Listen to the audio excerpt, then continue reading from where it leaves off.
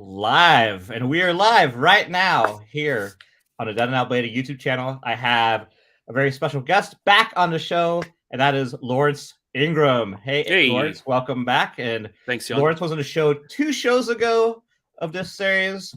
We talked about a lot of cool stuff of blading. You should check that out. I have a link in the description below to that. I also have a link to Lawrence's companies because he owns a bunch of brands. 50/50, Chroma, Compass, and he's starting a new skate company, and he distributes mushroom blading, which I actually want to talk about your mushroom blading connection in this show a little bit. And if anyone in this live stream has any questions for Lawrence or wants to join in the discussions we're having, feel free to post. And if it's relevant, I will go ahead and bring that on the show.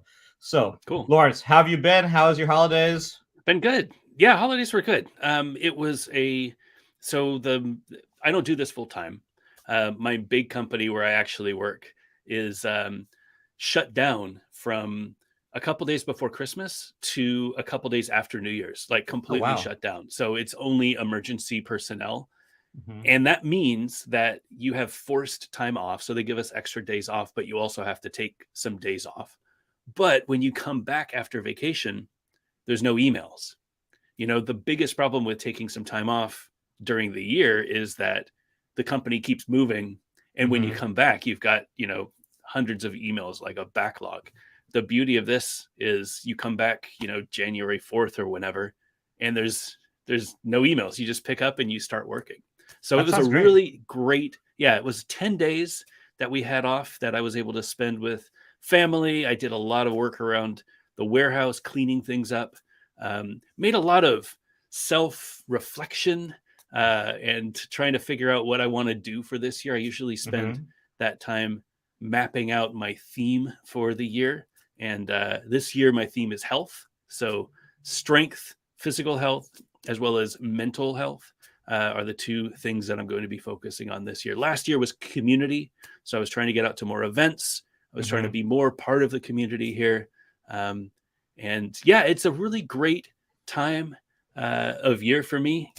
Sales are a little slower because people are just getting out of their, winter worlds, and they have a lot of opportunities to skate. So there's a little bit of free time to catch up, to clean up, to get things ready for hopefully a really big spring. Have you had free time to skate yourself? I got to skate yesterday, actually. So one of the cool things, I feel cool things that I'm doing this year is from a mental health perspective. I've revisited the things that I do in my life, and I'm trying to focus on things that bring happiness to me. And one of the things that I'm doing less of now is YouTube videos.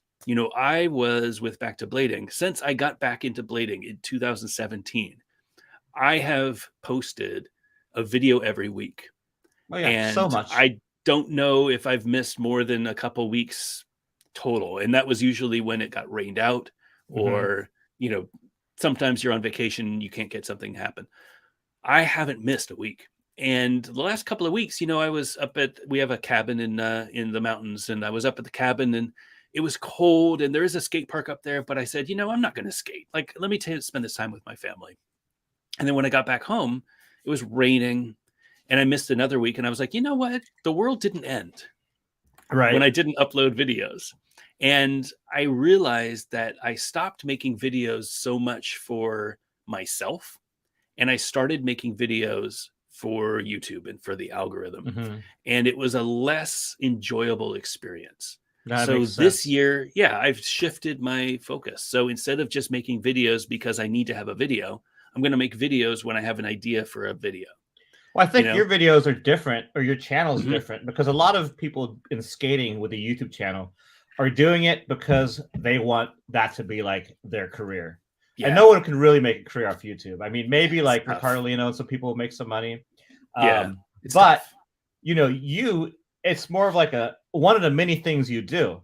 And I've still can't get my head around how you can juggle so many tasks, because a YouTube channel, you've put a lot of time into that. You talk about the skates, you have all your different shows, you make the videos, and you have all your brands and your family and your work. Like, how do you juggle all of these responsibilities and jobs that you do? I mean, and I didn't. it was easy to add things, but it's always hard to kill things. And when I didn't have a ton going on, I would slowly add things. There was a great program that we started probably 2018 called Blading Community, which was a monthly community challenge where I would use the YouTube channel and I would announce what the challenge was. And every month we would do a new trick. Those are really cool. This month was a front side. This month was a 540. Like it got progressively more difficult. And I absolutely loved that blading community because it brought people together in a different way. I think that one of the things that we're lacking now in blading is that community that we used to have back in the days. We don't have that every week there's a group at the skate park that you can go skate with. Some communities have that, but not all communities. The saving grace is social media. So you can go on Instagram, and that's, primarily where people post, and you can find, aggressive inline, or you can find rollerblading or inline skating or whatever, and search the hashtags, and you can find people and you can comment on people and you can become part of that community. I wanted to take that a step further and really make it part of a community and have people contribute clips every month. And I would spend the time to put all of those clips into an edit and post it to my channel. Which takes a long time. It took a long time. And I didn't mind doing it because for me, the motivation was, well, what can I do? Again, I wanted to do something for the community. What could I do to help the community? And that was something that I had uniquely, that I had this channel where I could reach people. And that was one of the things that had to go. It was fine when I didn't have so much on my plate, but spending an extra 3 hours once a month is a lot. The podcast, I regrettably had to kill the every other week podcast that we were doing, and we bumped it to every 3 weeks. And then we bumped it to every 4 weeks. And the reason was it just took so much time to edit and to get the show notes and to get everything to the level that, like, we could do a podcast, but to get things to a level where I was happy with it, it would take, 4 or 5 hours. That's why I went live with live streaming my podcast, because before I would edit, I would record it with like Zoom, and then I would edit it down because I wasn't confident yet with speaking. So I would edit it down. I would I would spend 30 hours on some of these, podcast things that got watched by like 500 people, like totally not worth it. Yeah. And I'm like, at one point I'm like, I'll just do a live stream. When you hit stop, it's done. You don't have to do anything else. Yep. Much easier. When you're making $30 a month on YouTube, it's not like worth putting so much effort into it. No. But for me, again, the reason I did pre-recorded before, because I wasn't confident speaking in front of camera for a long time. And what about yourself? I mean, public speaking, is that something you've been good at in your life, or did you get nervous at first on YouTube? Yeah, I've always been fairly comfortable, but I definitely push myself to do it. And I feel like the YouTube channel and the podcast were two really good mediums for me to practice that. Not just for myself personally and for rollerblading, but for professional career, being able to speak, get the words together, not say as much as I used to. Right. That's difficult. I am still doing a live stream, so I still do the gear talk every other week. That is probably the most fun that I have on my YouTube channel.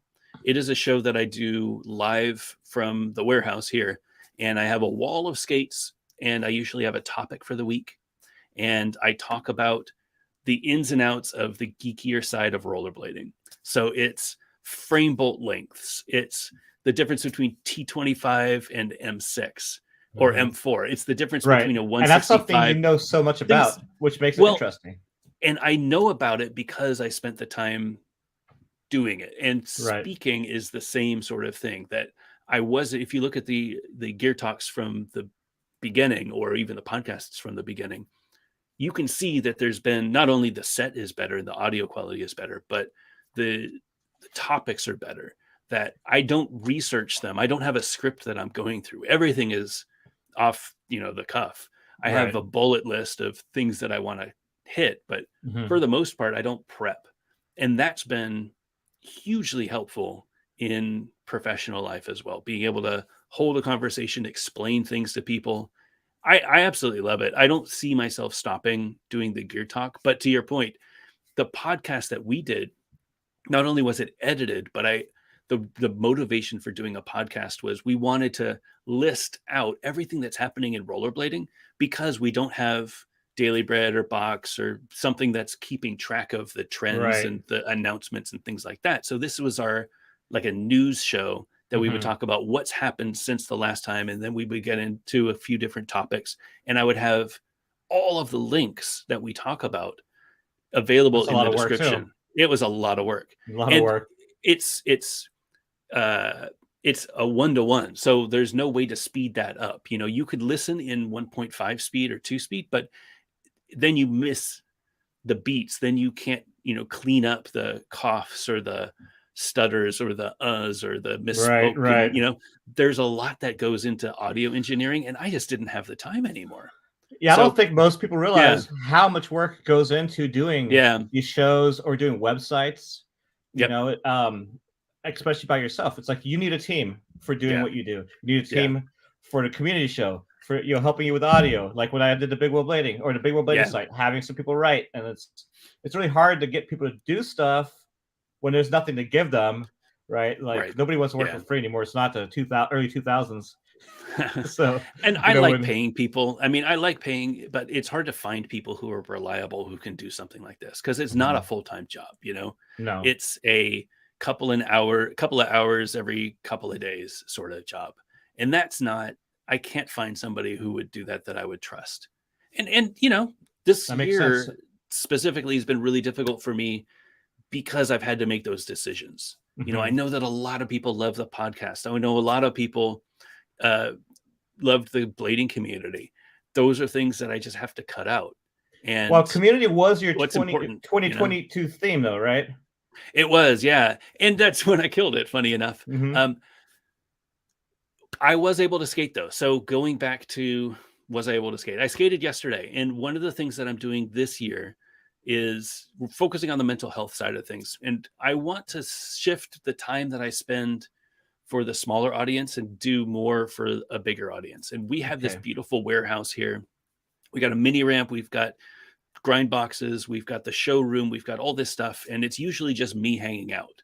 So I've started opening up the warehouse starting yesterday, so that every Saturday, whenever I can, from 10 to 1, we're going to have an open house. So people in the area can stop by, check out the products, come by and get their skates fixed. You know, any size wheels, doesn't matter.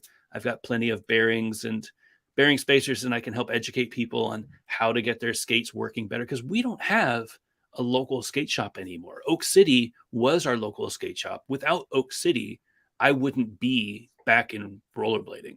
They moved an hour and a half away, which is great for them, but it's not great for the local community. No. And I don't blame him for it. You know, you've got to cut costs. And I'm sure that most of his business was online versus walk-in. But I'm already here and I'm not going anywhere because I live here. And, you know, my main job, I work remote. I work from this warehouse. So I can sit and do my work here. On Saturdays, I'm going to open it up so that people can come by, skate, get their skates fixed, get new product, get serviced, anything that they need for skating. That sounds fantastic. Yeah. And for people who don't know, what city are you in? We're in Durham, North Carolina. It's kind of the central area of Durham. The capital of North Carolina is Raleigh. It's about a 3-hour drive from the mountains, 3-hour drive from the beach, 2.5-hour drive from the beach. It's a really great area of North Carolina. Lots of good jobs, lots of good housing. It's a little more expensive now than it was when we first moved out here, but I feel like that's the case for everywhere. Yeah, everything is. But yeah, it's a really great location, and we have a really strong community. There are dozens of rollerbladers, great skate parks, and you know, now there's a place that people can come over and get their stuff fixed and check out the new stuff. Yeah, there sometime this year. It would be great. I'd love to skate your mini ramp. It looks really fun. It's fun. And I haven't skated with you probably since like 2000. San Diego days, yeah. Yeah, it's been so, you know, 2001, probably Escondido, or something like that. So have our 20-something year anniversary session. We could make a video about that. It's I mean, that would be worth me making a video, not me Yeah, skating a box by myself, but right. having an event. That would be a Well, great that'd be feat, I awesome. think. So there's a few events coming up this year that haven't Yeah. happened in a long time. You have Winter Clash and you have Bitter Cold Showdown. Do you plan on going to either one of those competitions? So I was planning on going to Winter Clash, and I bought the ticket, and I told my wife that, hey, I'm going to be going to Amsterdam in February, and she's like, oh, you mean we're going to Amsterdam? So that kind of changed the conversation a little bit. Unfortunately, due to Bitter Cold, I'm going to be going to Bitter Cold, and I can't be out of town twice that Okay, quickly. So right. That I've makes given sense. away my Winter Clash ticket. It was a long trek for me anyway. Very expensive to get over to Amsterdam right now Mhm. from, the States. Bitter Cold, however, end of the month, we're going to have a booth for, bounce distribution. So Fitty Fitty, Chroma, Mushroom Blading, and Compass are going to be up there. I'll have a booth so that I could show people all of the products. We'll have a few new products that will be dropping at Bitter Cold. And a lot of the team is going to be up there, which is going to be really exciting. I Sick. haven't been to a big pro level event in a long time. That's gonna be We exciting, went especially to, Bitter Cold. yeah, It's such a yeah. legendary contest. And I've heard that there's going to be some legends coming out for this last one, not like, past champions and stuff. It's going to be a Right. really great event. Yeah, it's really cool. If you are planning on going out, definitely make sure that I don't know if it's a ticketed event, but make sure that you register early, get yourself sorted, because It it's is a going to ticket be, event. You a can buy great tickets weekend. on their website, which That is, makes I sense. believe it's just bittercoldshowdown.com. Probably, yeah. I want to go too. It's getting logistics for me. The one thing I really hate about living in Vermont is I'm so far from an airport. Yeah. Right. So I could fly out of Burlington, Vermont, with a layover to Detroit would be $500. If I fly out of Boston, and Burlington's 2 hours away. If I drive 3 hours to Boston, it's $200 to fly direct, which is way better. But it's like 3 hour drive there, park your car, 3 hour drive back, or I could drive 12 hours and spend a night in Toronto. Yeah. I haven't decided what I want to do. I'm kind of thinking I would drive if the weather's not bad, then I don't have to rent a car. I'll be driving. But it's about 12 hours for me as well. But I'll have product. So it's weird going as a company owner. I used to go to Blading Cup, and I went one year. I went the first year, 2018, I think is when I went. And then I went in 2019, but I had to cancel my flight right beforehand because it was so close to Halloween, I think. And I couldn't, my kids were needing me for Halloween, right? So I was like, okay, I'm not going to go out there. And we had a booth, but I sent out some product. Trying to get all of that stuff out there is really expensive. I want to make sure that if we have a booth, I've got product that people can see and buy. And two issues. One, getting all of the product out there, the frames are big, and trying to ship all of that stuff is hard. Wheels can get heavy. You're going to spend hundreds of dollars trying to get all of the product out there. And then I'm going to have to ship some stuff back, that doesn't sell and all that. The second thing is, I know that Mick over at Intuition usually has a booth, and I don't want to have a booth selling stuff if Mick is also going to have a booth selling stuff. You know what I mean? Yeah, that makes sense. I want to support the shops that are out there. Now, Bitter Cold, I think he's going to have a booth, but I'm kind of making an exception for Bitter Cold because it's just a different vibe. I know that a lot of people, I don't think they really have, Modern sells Chroma, so we do have some product up there, but the full line, being able to see all of that, I think it's going to be worth it. And the fact that I could just drive up there, it's a 12-hour drive, which is going to suck, but I'm going to load up the car. I'm going to have all of the soft goods and hard goods. Is anyone going with you? You're going to drive by yourself? We'll see. I don't know yet. I've got a couple people who have asked if they can go, and I'm considering it. I kind of like driving by myself, to be honest. It's I did take a trip up to the compound with Guy Crawford. When was that? October, I think. Yeah, for the Grindsgiving. It was a really fun trip, and I really enjoy Guy's company. I can't say that for everyone. No. Like sometimes it's nice to just drive by yourself, and I love podcasts. I just put on podcasts, and I just let it go. So it's really nice. Cool. Well, I'll probably be doing the same drive as you, so same distance wise. So we can compare stories. I'm going to be going though through a lot further north, so I might hit some severe weather.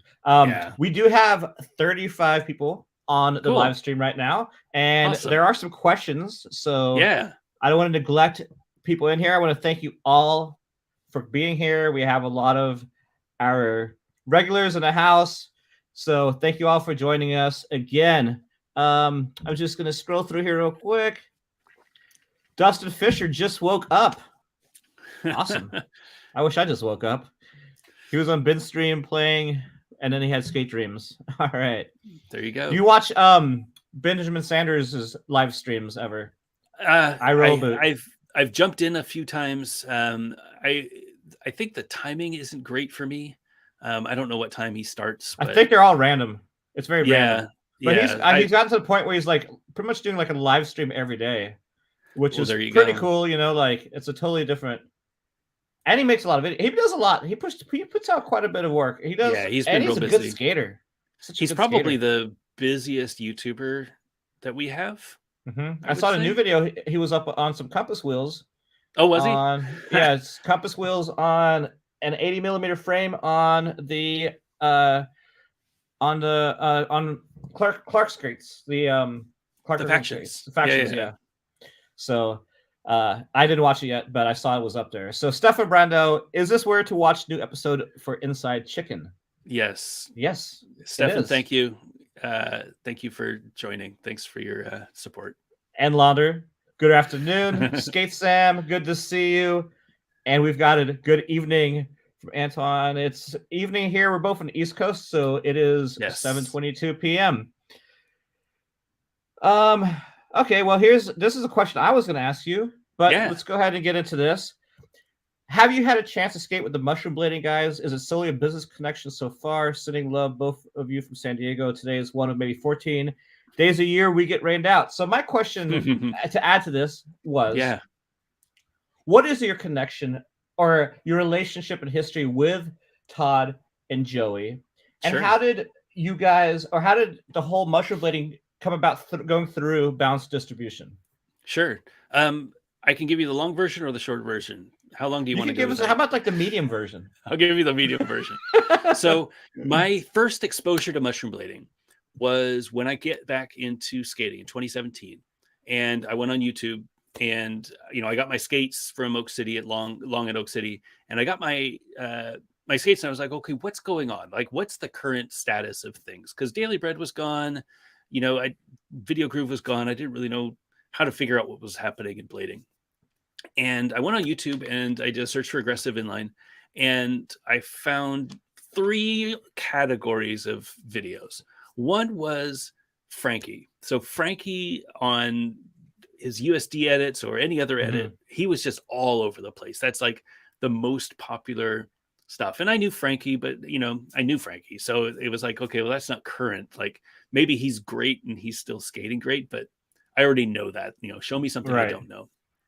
The other was Sven Bokerst and the World Traveler or whatever it was called. There was a video World Hopper or something. Yeah. Something Hopper. Something First of all, Sven Bokerst, I'm going to just interject real quick. Yeah. He's, in his 40s. Yeah. He was and is, one of the best skaters to ever put on skates. Absolutely. I would put him in definitely the top 10, maybe top 5 of skaters ever. Unbelievable. No Park doubt. Street, he goes huge, amazing. All right, back to your story. Yeah. All hail Sven. But in saying that, he's on this other level, right? So he's doing launch ramp to the top of shades on top of seating areas at the beach. I'm like, dude, I can't do that. And then it was mushroom blading. And these guys were on some completely different level. Oh, yeah. They were just kicking the handrails, and they were jumping over handrails and then locking soul grind and then coming out and spinning around. I was like, what the hell are these guys doing? And I couldn't get what their vibe was. I didn't know what they were like. Were they taking this seriously? Like, is this what they do? Is this where rollerblading is now? Like, I had no idea what was happening. And it turns out that, yeah, they kind of weren't taking themselves too seriously. And that was refreshing when I got to know what they did a little bit better. But that was between those three categories, the reason why I started the Back to Blading channel, And because what there year was was a this need. again? This was 2017 that I got and back you quit into it. when? 2000. So I stopped skating probably 2005. Okay. And then I was still involved, but not as a daily activity. So mushroom, I think what was the first mushroom blading was like Better in Baseball would have been around 2000, before you quit skating. It was before I quit. Yeah. But it wasn't something that was on my radar. Right. I don't think I ever crossed me. And maybe it was a thing that I just didn't know about, or maybe I just, it passed through, one ear out the other. Mushroom blading back then, a lot of people didn't take it serious, or they thought it was silly or whatever. Those guys were innovative, and now they've changed the face of rollerblading pretty much. Like without a doubt. Yeah, I mean, they made intuition liners a thing. They made big wheel skatings acceptable. They made swizzly bop sort of skating mainstream. Like without a doubt, they planted that Canadian seed 20 years ago. It's just taken this long to blossom. But I didn't know, I couldn't see it because, again, I was coming in with my 2005 eyes, which was a very different mindset of what skating should be.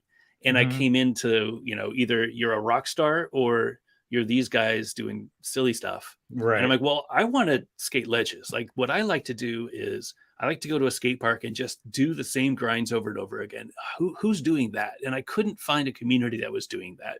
So that's why I started the Back to Blading YouTube channel and publishing my videos of me coming back into it as a 40-year-old guy, trying to do tricks that I used to be able to do, but now everything is taller, everything hurts more. That is a challenge. So is there something that normal people can see?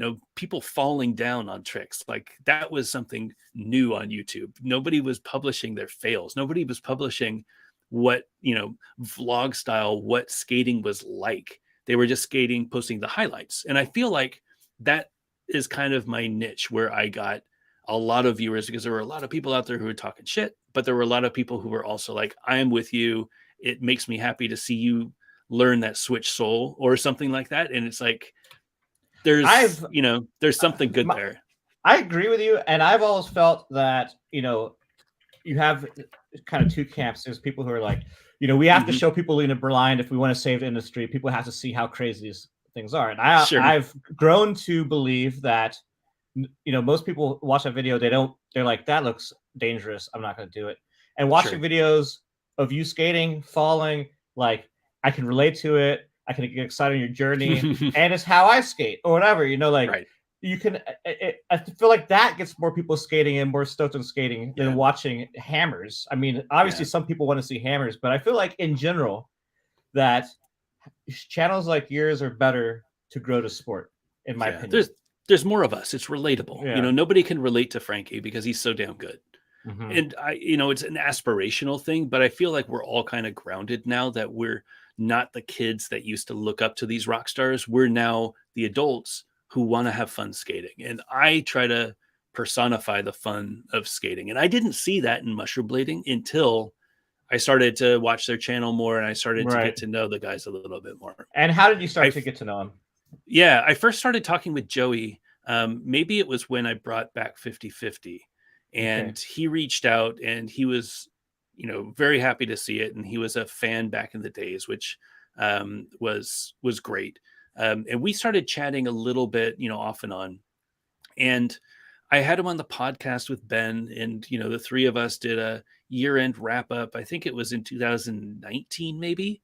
And we're able to get him, just the encyclopedia that he has in his head. He's extremely clued into trends in industry and has a lot of really strongly held opinions, which has always been a really good barometer for whether I'm doing something stupid. I can ask Joey if this is something that is, should be doing, or like, let me explain my reasoning behind it, and he'll tell me that it's a bad idea or whatever. So, and it doesn't mean that I don't do it, but it's good to have a person out there who's going to be honest with you. Right. And I think over the years, we have kind of developed, Joey and I have kind of developed this friendship where we can kind of talk to each other about things that are bugging us, things that we're excited about in the industry, all that sort of stuff. But Joey's definitely very opinionated. Yep. And he's not afraid to let you know his opinion. That's correct. That's the sort of person that you need in your life, right? Exactly. Yeah. Like if but you also have to be the person somebody that can not be offended by that as well. You know, a lot of people get offended. But that's being a business or professional, right? Like precisely. That's maturity. I mean, you've got to be able to, you know, to get criticism and maybe not take it as, you know, truth, but take it as a data point. And that to me, you know, is something that I look for in a, you know, a friend, somebody that I can work with. So when Joey and Todd started talking about making wheels, and I think they were undercover at the time. Yeah, they did mushroom wheels underneath undercover. They did them under undercover, and then there was a collab with Muzzle, which was really cool. That they did a really short run of wheels with a book, which was super cool. Yeah, I have them. I don't know where they are. Oh, I have them right here. Just happened to be in the warehouse. So these are the muzzle wheels. What size Hot Dog Gods? These are 59 and 59.1, I think. Okay. For extra core. I've never seen those. Seen those. Yeah. 59.1 is just a 59, right? I mean, I don't know. I'm sure. I mean, we you know, 4x4 some of the 4x4 were 57s, right? Yes. No, I think they're 59. I think they wanted them 59.1 to be a little bit more Canadian. But you know, that was more molding. Yes, I was very thrilled to see that. And I think I don't want to air any dirty laundry, but I think the relationship with Undercover was kind of at an end. Okay. You know, they had been their 100mm wheel, and I think the guys wanted to make more than 100mm because they love skating aggressive as much, if not more, than skating, you know, the big wheel wizard frames. And they wanted a way that they could make their own wheels. And that wasn't going to happen through Undercover. Undercover has a line. They have pros that they also sponsor. And they have all the other wheels. They're God's wheels, Icon wheels, Power Slide. You know, there's tons of wheels. Yeah. There's plenty of options. Power Slide into soil. So they wanted to have a way that they could make wheels for themselves. And they wanted to start their own brand. You know, Mushroom Blading has been a really popular brand, but it didn't really have a product. You know, it wasn't a company. And they started the Teespring stuff where they were doing t-shirts, and they do really good t-shirts. But they wanted to do wheels. You know, that was always the legitimate, like, a t-shirt company is a t-shirt company. Now we'll do wheels, and that's an actual, like, we're a legit company, right? So Todd is an amazing artist, by the way. Yes. I mean, so Todd does all of the art. Incredible. And Joey probably does most of the decision, like what sizes are next. I think they actually work together on all that stuff. But he's kind of like the ear to the street. He also does a lot more of the Patreon and the social and the outreach and stuff like that. I think it's a really good relationship between the two of them. But I never knew Todd. You know, I just knew Joey. So we had a few calls where they talked to me about it, and they said, hey, we really want to make wheels. What is that all about? And I walked them through, you know, my process, said that I'd be happy to help, you know, happy to distribute. So we started with, 4 different wheel sizes in January of last year. It was the 58 and the 60, and then the 90 and the 100, which are the most popular sizes for what they skate. And, you know, they sold out very quickly, and they've been reordering. And right now, I think they have a 58, a 60, a 65, a 72, an 80, a 90, and a 100. And their goal is to expand the line to everything that they would like to skate. I'm sure there are other sizes coming, and just have wheels available. You know, whenever they're out there skating, they love supporting my stuff. They love supporting all the other brands, but they want to support their own stuff. And I could totally get behind that. So we found a really comfortable relationship, a distribution relationship, nothing crazy, but I take a cut of the sales and I help them with the distribution and the shipping, and they do everything else. So it's a really great relationship between the two brands, the two companies. Yeah, that's awesome. I mean, it is very cool. And, you know, with balanced distribution, you have your sticker sheet that has all the brands on it. And obviously this Yes. mushroom from Todd is absolutely amazing. You got your classic 50/50 logo, the Chroma logo, which you designed that, right? That was Stefan. Stefan designed it. I'll say that we worked on that one together, but definitely teamwork. Stefan. And then Compass was by who? Stefan as well. Yeah. Stefan as well. All right. Yeah. And who did the 50/50 logos? So the one classics. On the right, that was Dan Jensen, I think. Okay, back in Dan the days. Jensen. I haven't heard that name in a long time. Yeah. And then the balance one was Paul Wright. So he's the guy who did a lot of the classic England logos as well. Okay. Awesome. This has a little handwritten note from you on the back of it. I do what I can. I like you sent me some frames, which I'll talk about in a minute. I want to run through a couple of more of these questions. And this one we're about to pull up, this can be the short answer. Yeah, sure. So this one is, where did the name 50/50 come from, and the name Balance Distribution, and are you a Libra? I'm a Leo. Thank you. The 50/50 name came from the original grind plates that Jess and Ted made back in 1995, I think. They were half metal and half plastic. So in those days, most grind plates were being made out of metal. They were the H block style grind plates. Right. I don't remember what they were called, but they would bolt onto the bottom of the frame. And 50/50 had the idea that we're going to put plastic on the outside. The reason was that you would grind on the plastic, and then slowly but surely you would grind down to the metal, and you would start grinding into that groove. Because otherwise you're going straight on the metal and that stuff. Right. Balance distribution, I mean, there's a lot of reasons. I wanted to have, so we started balance distribution when I brought out Compass. I felt like it was time to make it a legitimate company. I love the 50/50 brand, but I wanted to sell more than just frames. So when I started Compass, I said, okay, we're going to need some overarching distribution company for this. And the Balance initially was a couple of things, tribute to the Balance frames, of course, which was why I brought that the company to begin with. But balance between aggressive and big wheel. So it was Compass and 50/50, the two of them just skating. And, it's kind of gone further, with Chroma being more aggressive, and then Mushroom blading being, whatever they mushroom do. Blading. They're just but it's blading. a nice balance, right? Exactly. So that was. Yeah, no, that's a good name. Yeah. And Balance is also synonym for flat, which I discovered yesterday. Oh, there you go. Looking at synonyms for flat. Any plans for Balance, like shirts or anything through the distribution? Any its own products? So I don't think so. I think Balance is more of a umbrella company, I guess, that would own everything. I don't know that there's a demand for Balance. We do have a nice logo that, again, Stefan helped us with. You can go to our website and see balances.com. Again, as we talked in the last live chat, we talked about shirts. We talked about Rat Tail marketing.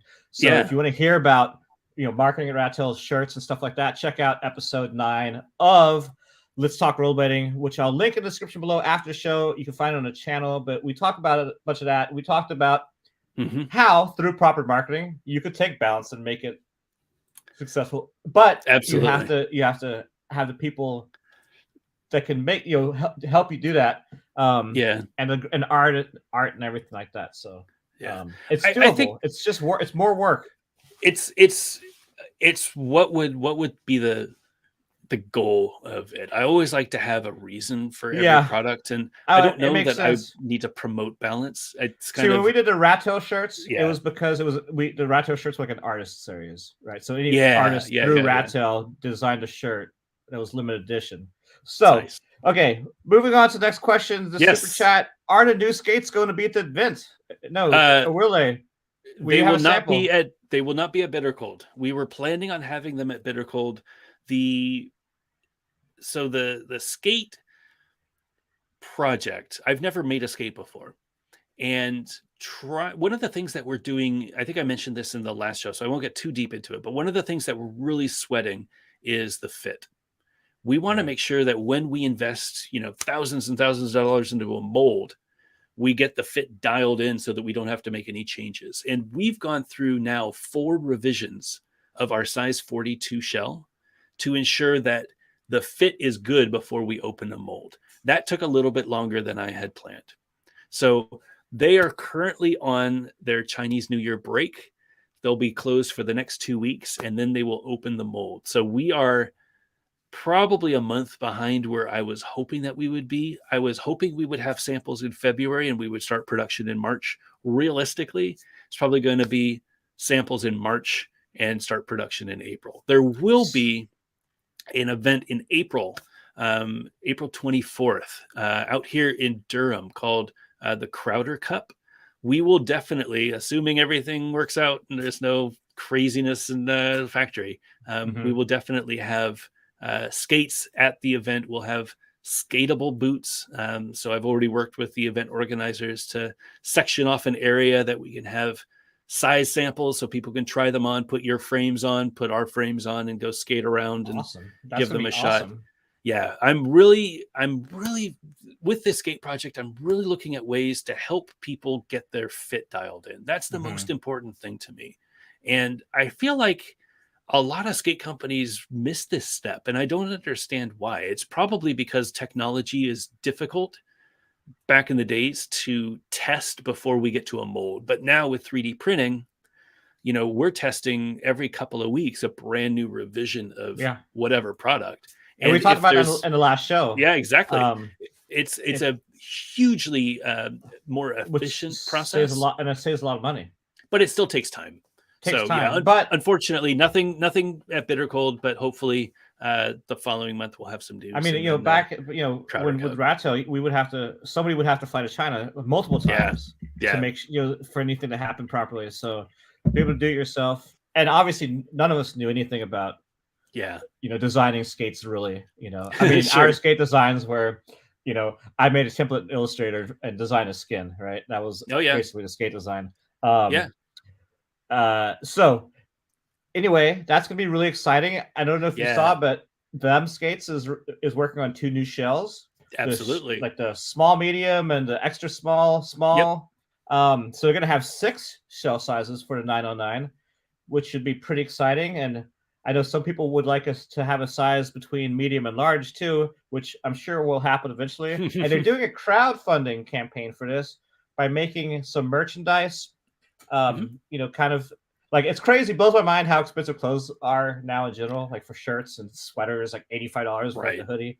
It's crazy. Like, because I know, hoodies still aren't that much wholesale, right? So it's just like a lot of people could just like, I feel like since people pay more for skates, they're like, well, people pay more for sweaters, they'll pay more for this, more for that. I don't know about you, but I know me and a lot of people aren't making any extra money to pay for these, like, increased sweaters and t-shirts and stuff.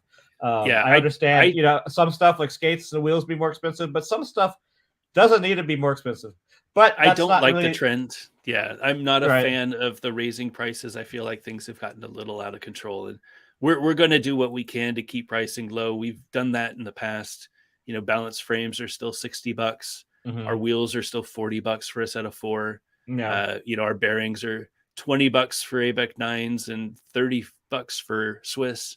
I mean, we keep things pretty reasonable because I know that there's people out there who want to pick up products, but it's a ton of money. Like, totally. And back to the Them thing real quick. I don't mean to sound critical of their campaign. I think it's great that they're doing that, charging money, like raising the money for stuff so they can raise that money for those shells. So if you want to support them, you can go to themskates.com and get some of their gear so they can raise funds for making these shells. And more competition for you. I mean, they've always been a competition. I think having competition is good, especially when there are companies that are putting more time and effort into the community.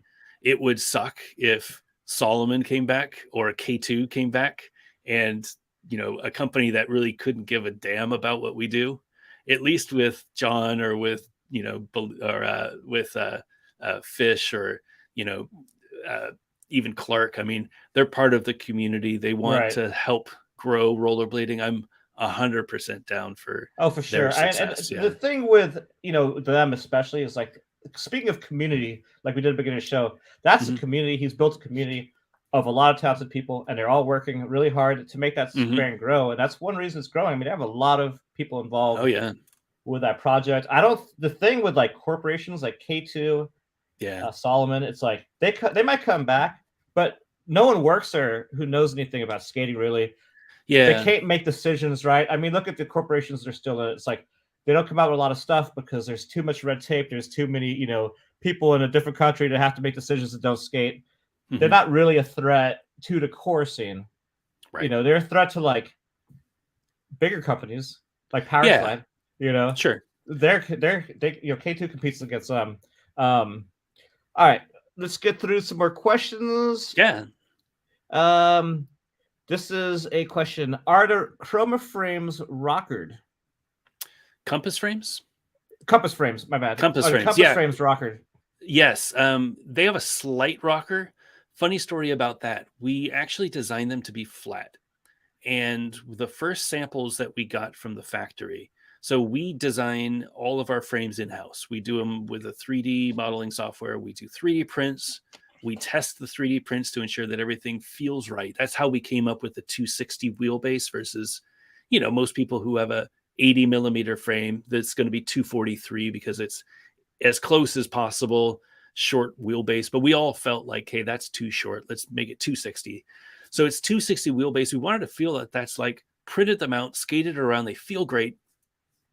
Sent them to the factory, and the first samples that we got had a slight rocker. So the way that the injection molded parts cooled, it created this slight rocker. So the middle wheels were maybe a half a millimeter lower than the outside wheels. And they felt really good.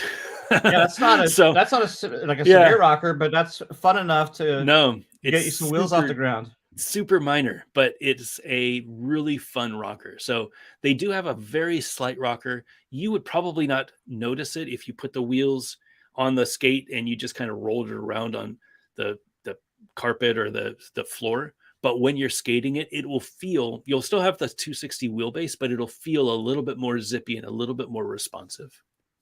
And if anyone is or curious about Compass, we do discuss Compass quite a bit in the last episode 9 of Let's Talk Rollerblading, which I will link below. You can find it on this channel. So we don't need to get into the brand, but we do talk about it a lot in the last show. Next one. Do you think, this is to you, do you think the industry needs a sole frame for aggressive skates? Not really sure what the question is. Yeah, sole frame. So if you think of the old Solomon ST9s, they had a versus UFS. I'm going to Gear Talk again. So this is a 909. This is what I'm currently skating. This whole black part, this is the frame, and this is the sole plate. Back in the days, the Solomon skate had this whole thing as one piece. So that was called the also sole frame. The Fifth Elements had that too. The Fifth Element had that too. Yeah. The sole frame is a really great design for responsiveness because you have this multiple bolts that are attaching this frame versus just two bolts in the middle. The negative to it is it's a big piece. So they do make a sole frame. The the Kaiser sole frame, I think it's the 60 mil sole frame. It is a aluminum sole frame. So this whole thing is aluminum, sole plate and frame. It's beautiful, but that's a lot of material. So you got to I've seen that sole frame. Is there? Yeah, it looks really cool. I think it would be absolutely a dream to skate on a mini ramp. Yeah, I think that's where they really shine. Making it out of plastic, I feel like that's a lot. I mean, if you look at the new them 80s, technically that's a sole frame, although they got rid of the sole for some reason. I feel like there is a market for it. There's a future for it. I'd love to explore it a little bit more.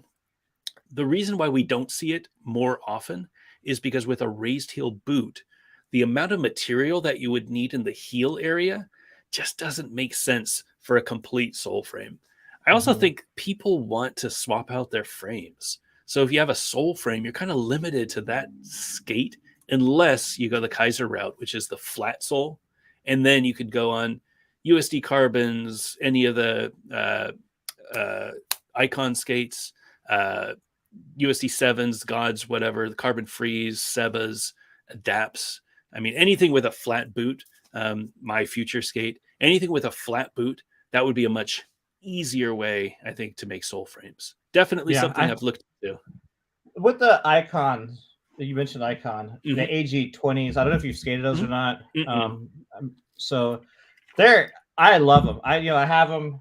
I'm actually giving the pair I have to Chris Peel because he's wanted some boots, and I just got some suedes. But I really love those skates. So it was one of my favorite skates from last year. Really comfortable. Some people don't like the liner. I love the liner. But aesthetically, it's expensive skate. It's made really well. But then they have that sole plate, the USD 7 sole plate, that doesn't fit on it at all. It looks terrible, aesthetically terrible when you look down at it. I still don't understand why they didn't make a dedicated sole plate for a boot that's that expensive. Boot only $429 or whatever. Plastic boot.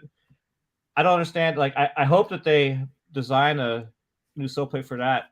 I can't reach them, but there is a USD carbon sole plate. I don't know why they didn't just put that USD carbon sole plate on there. It's a USD carbon skate. Yeah, I don't know. But that drives it kind of like I love the skate, but it drives me crazy that it's like it's this Ferrari. They call it kind of Ferrari of skates, but has that stupid sole plate. It looks terrible. Yeah, it's a very costs are high, and I feel like doing it right would have meant creating a new frame, creating a new sole plate, creating new shock absorbers. I'm sure the shock absorbers still say USD on them. Like, there's a lot of things that they need to do. But have you seen how much stuff they make? Icon. I mean, they make like 20 frames, like 40 wheels, like all these random clothes. Yes. Cut back some of these clothes and frames and make a better sole plate. I mean, if it was only a boot, but they have a lot of products they could have cut away and invested in to make a sole plate. One could argue that saying no is really important when launching new products, and I don't know that they said no as often as they could. Right. Oh, that's a good word of advice. All right. Oh, first of all, I missed one thing. Eric Conan says Law doesn't get enough credit, to be honest. So a shout out to Thank you, Eric. Thank you, Eric. And we have Lord Brian in the house, who I got to see at the contest Blading Cup this past spring, which was cool. And I'm the big 45 and still blading. Seeing Law's channel influences me to never give up and not to use age as an excuse. I just turned 47. There you go. 2 weeks ago. Happy birthday. And I feel like, even though I skate less, I've skated stuff I've never skated before and done stuff I've never skated before. And I think, for some reason, I have more confidence to try things. I don't know what it is. Maybe it's probably because from skiing, because I ski so much crazy stuff that you can die on, that it might have made me a little bit more brave for skating stuff I would have skated before. So that's kind of cool. Selfishly, I would say that it's because you're skating more and you're more. I'm not skating more yourself than you used to. The least than I've ever skated. And when I was in Austin for between 2012 and 2017, I skated 4 or 5 days a week, aggressive, and almost every day distance. Here, I skate once a month, twice a month, like literally like 12 to 25 4 times a year, aggressive. And that's it. I do like some big wheel and stuff like that, but it's like every session I made a thing for 2022. Every time I go out to skate, I have to get at least one clip. There you go. Right. So I set a goal, and it's got to be on a different type of obstacle. Unfortunately, it's not necessarily a different type of trick. It's always got a variation, but it's got to be something a little bit different. So that was my goal, and I'm actually planning on doing a compilation edit of my tricks from this past year. Nothing too impressive, but I'm stoked on some of them. So I'll post on the channel sometime soon. I think that's great. Yeah, it's just great to go out and skate. I think you might have more fun skating now than you ever did because you look forward to doing it. That's, I mean, there's motivation there. I mean, I definitely look forward to my funnest skating was in Austin, between 2012 and 2017, because the scene was so good. So many skaters, amazing parks, regular park sessions every week. And, I had my Monday night distance skate, my Friday night distance skate, city skates. It was just a blast. And that's the thing I miss the most is living close to a city to be able to do that. Living out here in the middle of nowhere is great, and nature's awesome. But I've missed out on skating a lot. So, and then Lord Brian says, "Love and respect to Jan." Thank you, Lord Brian. I'm glad that you are in the live chat. I don't know if you've been on these shows before, but it's good to see you here. And Dan, Law makes some carbon fiber skates. Well, we talk about that in the last episode, that you weren't doing carbon fiber skates. You're doing a plastic. It's a plastic skate, which I think is much cooler because it's harder to get done. Yeah, I feel like there's enough carbon skates out there that do what I want to do. Mm-hmm. Doing it in plastic is going to be a lot more approachable for most people, and I think there's a big hole in the market for something like what we're bringing out. Yeah, it's going to be really exciting, and I can't wait to see it. Maybe I will try to make it down to the event. Oh, that would be great. Down there, because I haven't been south in. The furthest south I get these days, the deep south is Massachusetts. So yeah, it's about as far south as I've been in several years. We should do a meetup at the compound. How far is it to Maryland? It's probably like let me see. Well, it's 5 hours to New York City. So how long is you in New York City from there? Probably 10 hours. Yeah, it's 8 hours. It's 8 hours for me. So I feel like that would be a good middle ground. We could session at the I'd like to do your spot and compound in one trip. Yeah. Which would be fun. You gotta you take a break in Maryland, and then we'll make it all the way down to North Carolina. Awesome. That'd be great. All right. That mountain super sticker says, "Can't stay for the live chat, but excited to watch this tomorrow. Two of my favorites. Thank you, sir. You for supporting the channel. That mountain." And full disclosure, awesome. Thank you for saving us from the NFTs.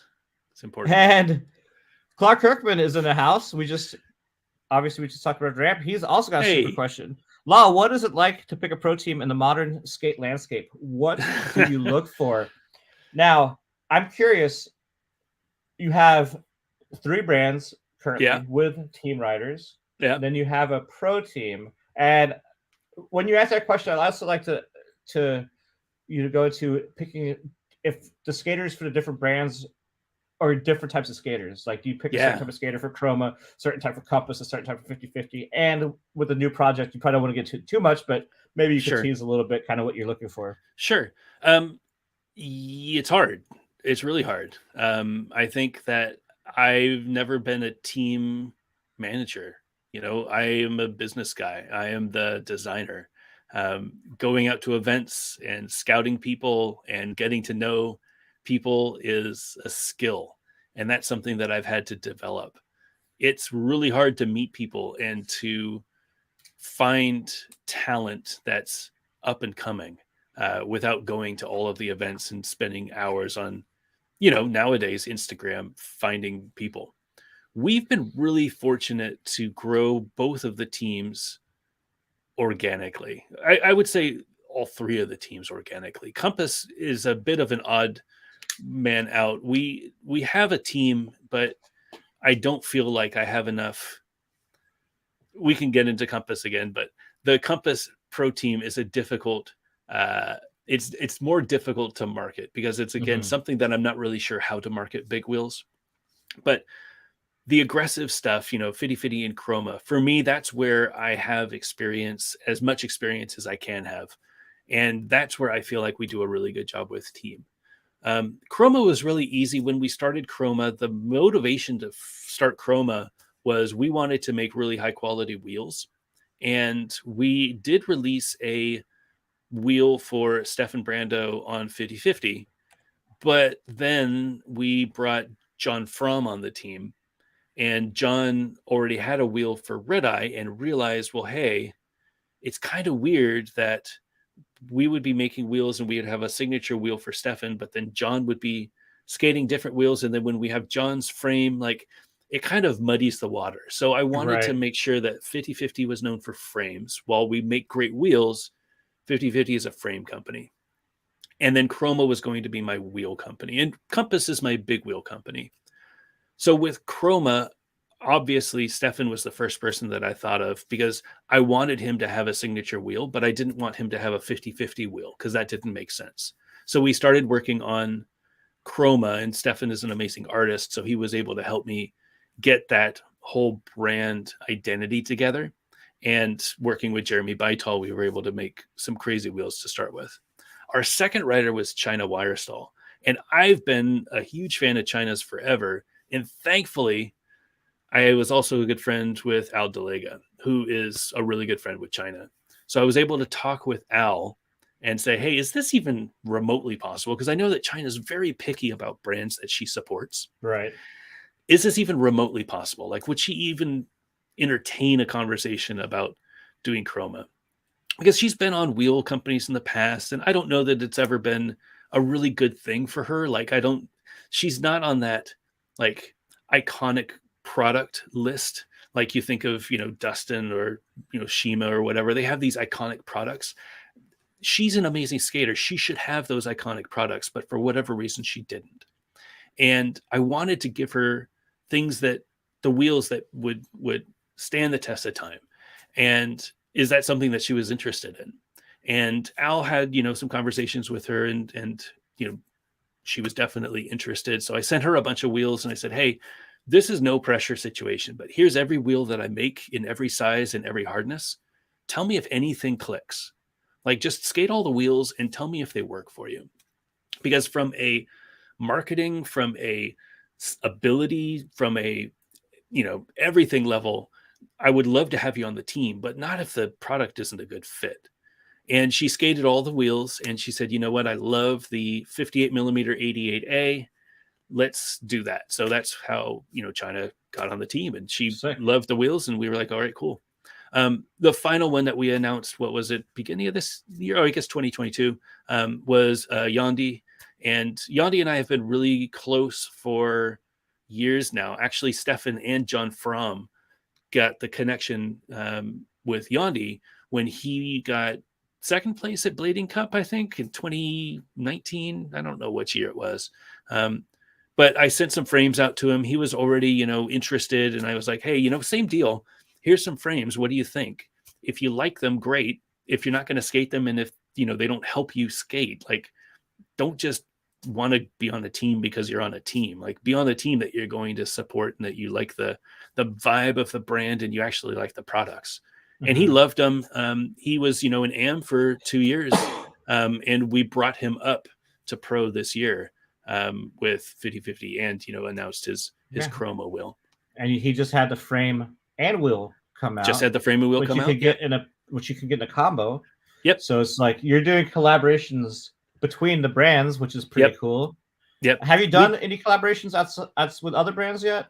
Yeah. So we did a collab with Red Eye. So we wanted to do the frame for John, and we wanted to do when John and I were chatting while he was still on Razors, and we were trying to figure out, how can again, I think he was at a point where with a few people, they were at a point with Razors where they were looking for something new, but they didn't really know what that was. And John and I just had a personal relationship and talked about it. And I was like, hey, like, let me send you some frames. Tell me what you think. Like, if you could see yourself skating them, let's talk. And I want to say that there was a long time that he was skating 50-50 frames while still on Razors. He didn't leave Razors. He just wanted to skate different frames instead of ground control. And that's fine. Like, Jeff and Andy didn't have any issues with it, or at least they didn't communicate any issues with it. Right. And ultimately, I think that's what's important. Your rider is going to be happier when they're skating products that they are stoked on. And if he's not happy with the frames or wheels, then he should try something else. And this company should support him on that.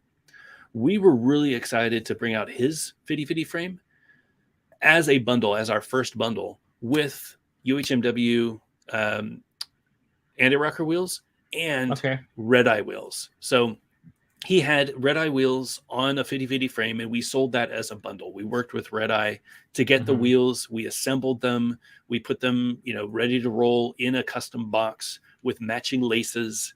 And we, put them in the box and we sent them out. It was really cool. We wanted to do that with a skate, but obviously trying to do a pro model skate with all of those components can be difficult.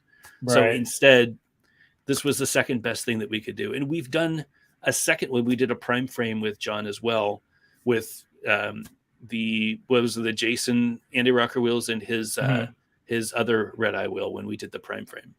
Cool. We've also done a Chris Farmer frame. So we had a Chris Farmer frame with red eye again. His orange red eye wheels as well. Yeah. It's been a really easy group to work with. Yeah. Cool. Yeah, that's you guys definitely have a community there, basically. Yeah. As well with red eye. Now back to the team question. Yeah. Is there, first of all, who's the youngest rider that you sponsor? Do you have like anybody that's really young? Because I know there's a lot of kind of kids out there right now. Do you have any kids or under 18 skaters for any of the bands yet? We have some under. It's funny. We have some early 20s. Early 20s that we're sponsoring. Nobody under 18 that I know of. I don't know how old Hood Panda is, but I hope he's over 18. Oosh. No, he's definitely over 18. I'm just saying, some of the things that I've seen. Kid's crazy. Yeah. Unfortunately, so one of the things that I really look for in a sponsored skater, and this isn't maybe unfortunate, but you need to be stable and you need to have a job. And that's not something that you ever looked for in the past, but you need to be able to support yourself. You know, I do, in my opinion, fairly good royalties. And we do, $3 for a set of wheels. We do $5 for a set of frames, $10 for prime frames, because, our margins are such that we're able to give the riders more money. That is a really great royalty compared to back in the days when it was a couple bucks for a pair of frames.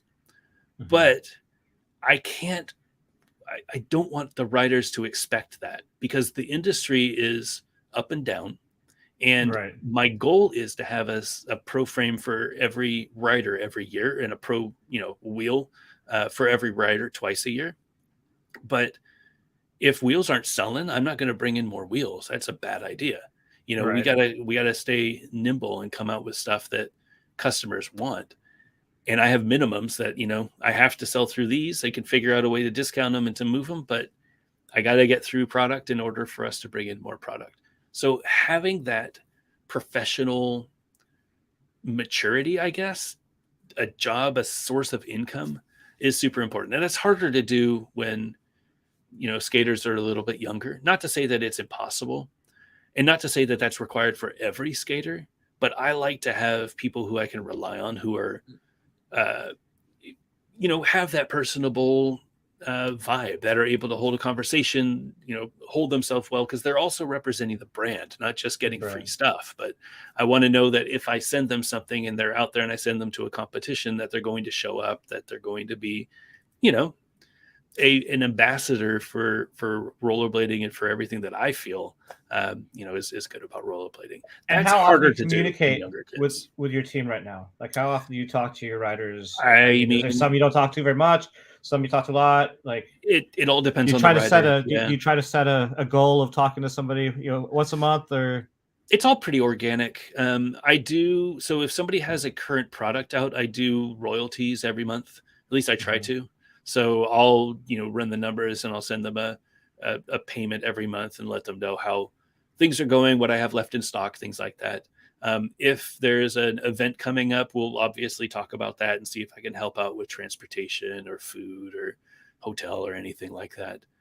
They're really good about telling me when they need something, but I wouldn't say that for most of the riders, I wouldn't say that I have a personal relationship where I just chat about whatever. I think they're busy and I'm busy. I don't want to take time from their lives and just talk. But I think I have that relationship with a handful, maybe about half of the riders, that, we talk at least once a week, and it's just about, how are things, or I saw this, or, what do you think of this? Industry gossip, things like that. Right. So I was curious. I was just thinking, when we used to have, 4x4 and Vicious, and we would send royalties, in 2003, everybody got a check. Now, there's all sorts of ways to pay people. How do you pay your riders? Is it like Venmo? You write them checks? You do PayPal? It's PayPal. Like, what's PayPal? PayPal, Venmo, or Cash App. Those are the three. I don't think I have so much easier now, right? Yeah, I mean, everything is so easy. My shipping, I mean, I'm sure you remember shipping. It all goes to the website. It all gets deposited directly into my Stripe account, which goes into my bank account, or my PayPal, which goes directly into my bank account. Yep. Then the shipping, the item goes into a ship station, which is the service that we use for shipping. I can print out the labels. I get the weight. I pack up the box. I click the buttons. Like, it's so efficient now. Sending out any payment to a rider or anything is super easy. Tax That's time, really cool. I keep track of everything. And I send them 1099s at the end of the year I have a accountant that handles all of my finances. So it's a lot easier for me to get those at the end of the year. But yeah, it's a lot smoother. And I feel like I'm pretty transparent about it. I help people out if they need help. A couple of the riders don't have a ton of money. Maybe they're not working a ton. And, I help out when I can with food or gas or flights or hotels. Awesome. Or that's nice if anybody needs access to an event or things like that. I mean, ultimately, I always feel, even if they don't have a signature product out that I'm directly making money from, them going out and skating promotes rollerblading in general. Right. And that's why I do the collabs with the other brands. I want to promote skating in general, because I am a big proponent of, or a strong believer in, the rising tides raise all ships, right? So if I make sure that them and Mesmer and, Faction are all doing good, then, by extension, we're going to do good, right? More people skating means more engaged community, means ultimately more people buying wheels and frames as well. And I feel like, your YouTube channel, going back to blading, helped everybody. Like, yeah, you helped a lot of people. You helped a lot of people in the industry. I don't know numbers and stuff like that, but it feels like there's a lot of people, when they say what they do, they say they're back to blader. They're not like a rollerblader. They're like a back to blader. So it's like, that wasn't a thing. I mean, I got the domain name pretty easily in the Instagram. Like, back to blading wasn't a thing until I kind of coined that phrase. I know that I've sold a shit ton of USD Aeons, because that was the skate that I always recommended. And people always coming back asking, what should I get? What should I get? That's the number one question that I get. And, it's 9 times out of 10, it's the USD Aeon. Because out of the box at the time, $230 for a flat setup, like, you can't beat that. And if you don't like them, you just put them up on Blade Trade and somebody will swipe them for, 180 or something like that. No question about it. I've been good for the industry, and I kept myself as unbiased as possible. Obviously, it was harder to stay unbiased when, I stopped reviewing frames. When I brought back 50/50, I've never really reviewed wheels. But, I wouldn't do that now. And sad to say, I'm not going to be reviewing aggressive skates anymore. I finished up with, the Adapt Brutale, which was my final skate. I did get a pair of Sways because I wanted to test the sole plate, and I'm on the 909s because I want to test the V3 sole plate. But I want to, everything that I've reviewed has been chronicled, and it's on the YouTube channel so people can reference it in the future. But I want to use that information to make my skate better. I'm not going to talk about other people's skates in a candid way anymore, because it's just, I don't want to say something negative that could impact their livelihood. I want my skates, the quality of my skates, to talk. I don't want to have to talk about that on the I feel like once the skate brand launches, you're gonna have a lot invested in it, monetarily wise, and you're gonna have to invest a lot of time in there, to protect your investment. For sure. And I'm sure that the YouTube channel is one of the first things that might, be put on pause, right? Like, because you're gonna have to focus. There's gonna be a lot more focus on that brand, because it's like the brand. It's, you want it to succeed, so you're gonna be, need to focus on. I think that's absolutely right, and I think doing Gear Talk is going to be fun still. I've built this following of people who love to just hang out and drink whenever I slap a boot, which is pretty awesome. Or I say full disclosure. It's a pretty great community that tunes in and watches Gear Talk.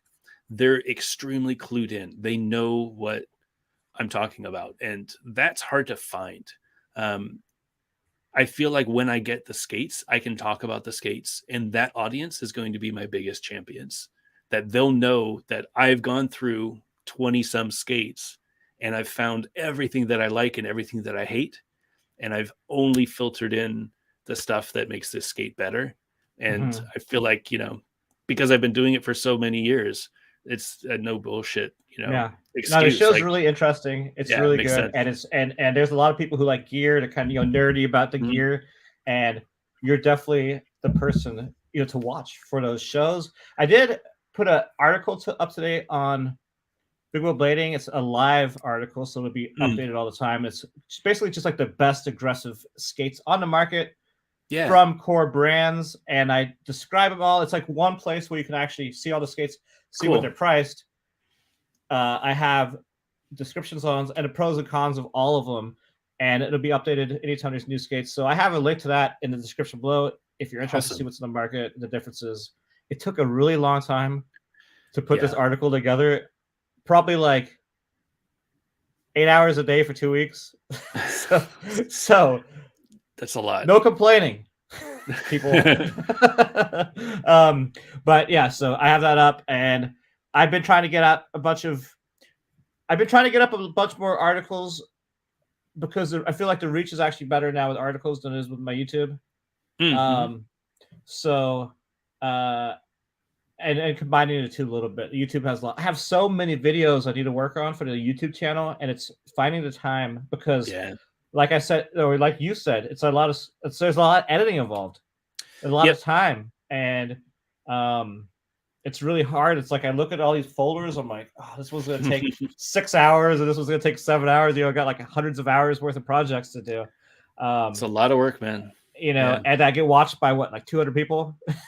I mean, the views will come. I've always felt that and this is kind of where I changed my tune with YouTube. I always felt like I was doing it for myself. And if I didn't have any viewers, I would still do it. And as soon as that shifted, that's when I started saying, well, hold on, why am I making these videos? If you feel like you want to do it for yourself and it makes you happy, there's no reason to stop. And I feel like when I was reviewing skates, I felt like that made me happy because I loved learning about new products. And that is a good motivator to do it. As soon as I stopped, though. I mean, it's fun. It's like fun. It's like a love-hate. I mean, it's fun, but it's not fun. Right? Like, it could be more fun. Yeah. Some of it. It really depends on the project and how long it takes. If I can knock it away quick, it's just, it's like, I know my channel it's very niche. And it's not going to see the growth of some other channels. That's why I've been focusing more on doing live shows like this. But I do want to get to the core root of the show, which is skating. Yeah, sure. That and now stuff from today and the past, which a lot of people love this channel because of old videos, which I've neglected on getting some new stuff on. I have been working on remastering all the old videos. So I'm trying to get all the old videos up. Nice. Which I finished the Steal This video. It was my best remaster yet. I put the most time into it, and it got blocked on YouTube because the Neil Young song in Charles's Dunkel section. So I'm like, of course, deciding what I want to do with it. Like, probably have to just like maybe re-edit a different song or something like that. Which I don't want. That's more time, right? So I don't want to play it without music. That's just going to be, you cut out a section. Skate section with no music. I could cut out the section too, I guess.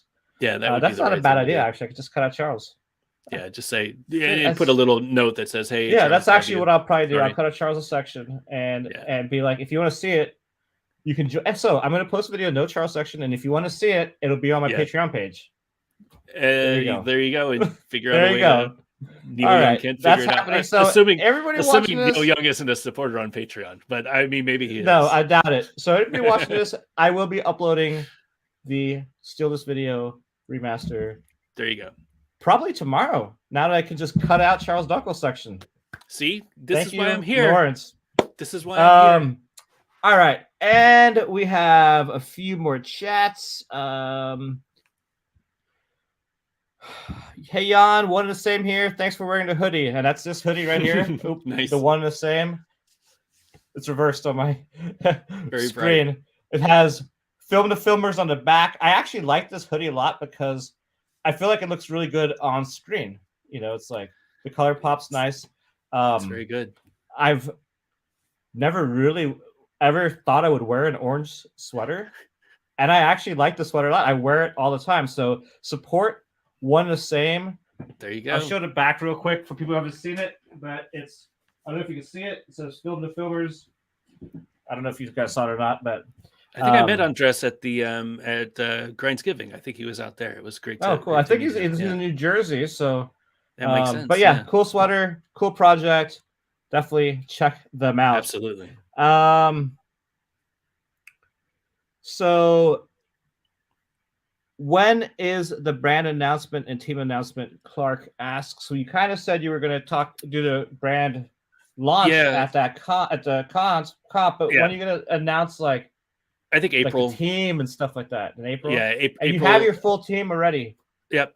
So we're just waiting on the product. I mean, hopefully it'll be ready in March, and we'll have, we want to make sure that we hit the ground running and we have a nice announcement video. But in order to have an announcement video, we need product. Mm-hmm. So there's no point in just showing it. That's one thing. Mesmer did so good. They launched a band with a video that was awesome. Mesmer's, all their photos, how they drop a new rider. Yeah, I think that's we aspire. Puts out so many videos too for them. Yeah, them is crazy with the amount of videos they put out, and they get Mike Torres doing them, who's just an awesome, amazing filmmaker. Amazing, and wizard skater, amazing wizard skater too. Oh, he's so good at wizard skates. See, Mike comes to Vermont every summer for my Vermont trip. Oh, nice. So that whole Bodega Boys crew comes up, and the Friends crew with like Michael Kraft, they all come up. That's awesome. So yeah, it's awesome to watch those guys skate in person. They're so good. Yes. All of them. And Travis read my article, says he liked it. Awesome. Thank you for reading it. I appreciate it. And Andre's excited to see steal this video. Okay.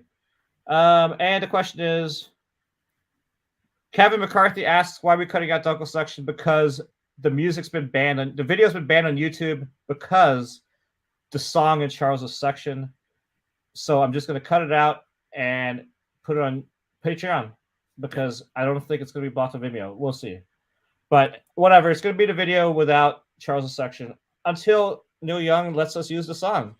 Maybe if anybody here knows Neil Young, I'll put in a few for me and steal this video that we want Charles' section back. I'll slide into his DMs. And will Long be at the event on April 24th? Yeah, I'm sure he will be. It's going to be in Raleigh. He was at the one last year. So yeah, he'll have a booth at the Crowder Cup for sure. Sick. And then Andre says he met at Grindsgiving, bought some mushroom blading wheels. Thanks. Oh yeah. Good to meet you.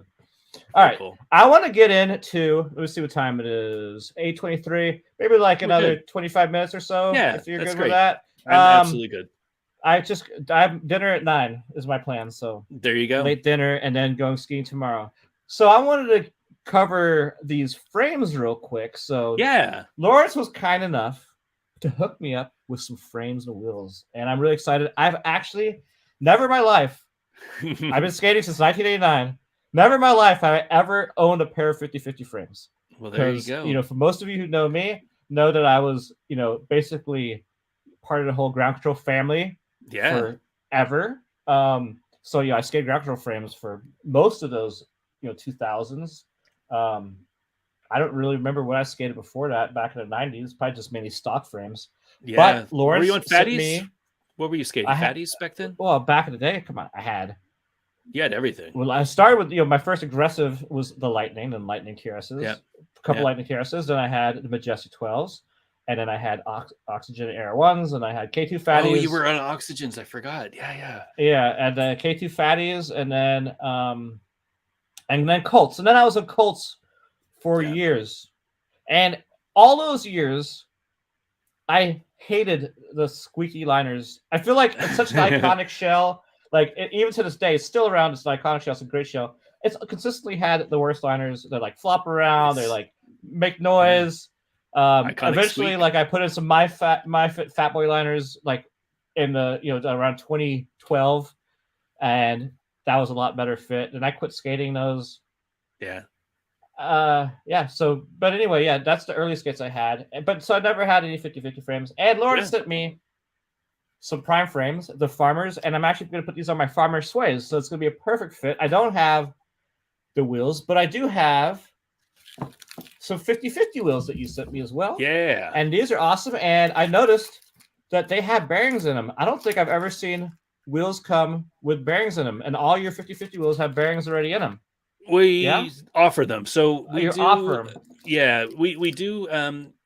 We try to make pricing really easy for people, and there's nothing better than getting a new set of bearings whenever you get new wheels. Right. So we make a really high quality bearing that's designed to last 6 months to a year or so. We charge $20 for a set of 8. So we try to keep the costs down. They're not cleanable. They're not serviceable. You really just, if you like them, you skate them. And then when you get new wheels, you can get new bearings. It might not be great for the environment, but to be honest, I don't think aggressive skaters think about cleaning their bearings to begin with. I think I cleaned my bearings in the 90s like twice. Yeah. So, and with Vatel, same thing. We did non-cleanable those bearings. Are great bearings that'll last a long time. They're double shielded. They're greased, so they should keep most of the dirt out. And we offer them as, I think, $15. So you save $5 if you get bearings with the wheels. And then I just pack them up. And do you shrink wrap these yourself then? Yep. Oh, okay. Yeah, I was curious because when I got them, I'm like, well, they're shrink wrapped, so they're official. They might have got done in element overseas, element of surprise. But yeah, that's really cool. Thank you for this setup. For sure. And the prime frames are the frames that have the metal core. Yep. And you kind of like have to pull back, right? What's the best way to take it off? You pull back here? Yeah, you can pull a little bit and then slide it off. Usually easier if you have them on the skates already, but you can wiggle one side, polish it off, and then they're a component system. So the core is an extruded aluminum that you can skate forever. If it ever breaks, if it ever bends, we replace it for you, no charge. The walls are made out of an injection material, so you're able to replace the walls as they wear out. It's a really fast, really nice groove, good material for top sides, countersunk axles, so you don't get any scrapes or any sounds or anything like that. And then you can always change colors if you like. Do I have mine? I don't know that I have mine here, but you can change the colors. I've got the same orange cores, but with a white. I should have them. Oh, they're right here. I just couldn't reach them. How many core colors do you have? Just orange, or is there different core colors? So these are the same, but with a white frame. Right now we have the orange and we have silver. We've done gold for John Fromm. John had a gold core in the past. We're going to do different cores for different signature models. That was Chris's signature model. So when somebody wants a prime frame, we'll figure out, what's the right color combination for them, and then do a color core with a color wall and make it all coordinate. And when did you develop the core system? This is something that's old, right? It was old. So the original one was 2003. And we developed that so that we could come out with a freestyle frame that wouldn't break in an hour. The old Mooks, the first run of Mooks, they just kept snapping left and right. We were like, well, what if we put some metal in there, right? So metal was the solution. And the goal was eventually we'd like to have this as a system that anybody could design frames for. So the core itself was solid aluminum, wasn't going anywhere. The walls you could replace as you wore into them. And we came out back in the days with the freestyle frame. That was the first one. And then we had a flat frame, which we called the balance core system. It was a flat 4-wheel frame, but it used the same core. So you would just pull off that wall and put on the freestyle wall, or you'd pull off the freestyle wall and you put on the balance wall. And it was a really great system. However, we did have some breakage issues. And the way that we were developing those cores wasn't as long lasting as it could be. We had a single sheet of aluminum that was being pressed and folded and cut out. And that was fine. But I felt like, when I wanted to do this project again, that there was a lot of potential in having a more expensive, but a more robust core that could be used for a longer time. And that's why this new one is an extruded aluminum core. So instead of the folded aluminum, we built an extrusion. It squirts out like pasta. So you get the hot aluminum and it squirts out, and then they cut it into 270 or 250 or 290. So we have 3 different lengths. They That's cut really through cool. the profile, and then you can put your walls on. So Launder says, where is this at? Full disclosure, because I unboxed these with Frank Stoner. And Launder goes, full disclosure, Jan cut himself pulling them apart in the Frank Stoner episode. So as soon as I read Launder saying that, which I did, I cut it to my finger. I actually just cut my finger again on him. Right here, on this, there's a little sharp piece right there. So there is a sharp piece. Frames, yeah. There's a little sharp corners here and here. These two are the worst. Don't cut the fingers. I cut my fingers twice. I will recommend the way that we recommend people use the core system is that you put the cores on your skates before you do any adjustment of your walls or anything like that. That makes sense. I wouldn't have cut myself if I did that. Yeah, that area is protected, but it's harder to show if they're on the skates. Right. It is something that we're aware of and that we're always looking for ways to improve. It's difficult sometimes with metal to make things that aren't sharp, but I can imagine. We do what we can. Mean, it's a great looking frame, and I really love, what's happened with the 3D printing, that people can print their own walls. I mean, that's just taken this concept and made it huge. Yeah. Did you ever expect this prime frame re-release to take off the way it did with the whole 3D printing technology? I mean, I mentioned before with the compass frames that we used 3D printing to design frames and test frames. The problem with 3D printed frames is we use what's called FDM printing. Essentially, it just creates a line for every 0.2 millimeters of resin. So it uses a filament called PLA plus is what we use. And it creates the frame and it goes dig, dig, dig, dig, dig, dig, dig, dig, and it just prints one line and then one line and one line all the way up. And that's perfect for most applications. But when you're skating, that lateral flex that you get, the pressure that you get is going to pop on one of those lines. So unless you've got a perfect print, it's going to crack. 3D printed frames are cool to look at, but they aren't cool to skate unless you have some metal on the inside. So the core system is a system. It's not just a prime frame that you buy. There is a core on the inside, and we open sourced the design for the core. So we created a core developer kit, which is a package of different assets, all of the different 3D files that we use to develop the cores. It's got wheels in there. It's got sample walls. It's this archive that we have up on GitHub. So you can download that. You go to coreframemarket.com to see all of the different walls that developers have created. So not only have we open sourced the model, but we've said, hey, if anybody wants to design walls for this, we're more than happy to print them and sell them. We will sell them for $50. We will take $5 for the core system market, and we'll take, $30 for the print, and you'll get, $15, $10, whatever is left.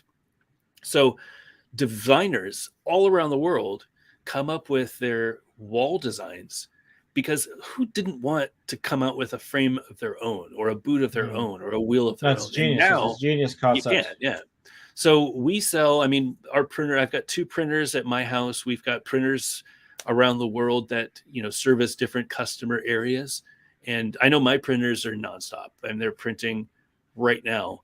They are not the longest lasting frames, and they're heavier than an injection molded frame. But if you want to try something, and if you want to skate a skate park, if you're skating mini ramp, or if you're skating, ledges at a skate park, they'll last you for months and months and months.